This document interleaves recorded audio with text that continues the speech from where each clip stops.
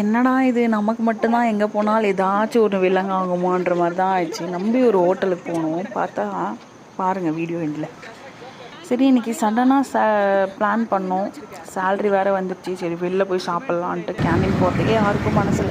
ஒருத்தி out side போகலான்னு சொல்லிட்டா எல்லோரும் லைனாக கிளம்புறோம்.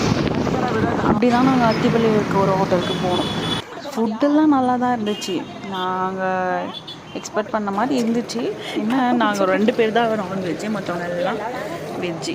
சரி ஒன்று ஆர்டர் பண்ணோம். கோபி, பிரியாணி, நான், சிக்கன் கிரேவி, பட்டர் மசாலா எல்லாமே ஆர்டர் பண்ணோம். எல்லாமே சாப்பிட்டுட்டு நல்லா தான் சாப்பிட்டுட்டு இருந்தோம். கடைசியில் ஒரு ட்விஸ்ட்டு. நாங்கள் சிக்கனை தான் கேட்டோம். ஸ்டீல் நாரை கேட்கலடான்ற மாதிரி ஆகிடுச்சு. சாப்பிட்டுட்டே இருக்கோம். அது அவள் கண்ணுக்கு எப்படி பட்டுச்சோ அது தெரியல. நானாக இருந்தால் அப்படியே பார்க்காம வச்சு சாப்பிட்ருப்பேன். ஸ்டீல் பாத்திரத்தில் வைக்கிற ஸ்டீல் நாருங்க. நல்லா ஜூம் பண்ணி பார்த்தா தெரியும். பாத்திரத்தில் வைக்கிற ஸ்டால்னால கூப்பிட்டு கேட்டோம். ஒரு ரெஸ்பான்ஸ் இல்லை. சரி விட்டுட்டோம். அப்புறம் பில்லை பார்த்துட்டு நாங்கள் எக்ஸ்பெக்ட் பண்ணது ஒரு 1800 அப்படி தான் இருக்கும். வெஜ்ஜு கொஞ்சம் கம்மி ரேட்டுன்றதுனால 1200 அப்படி தான்.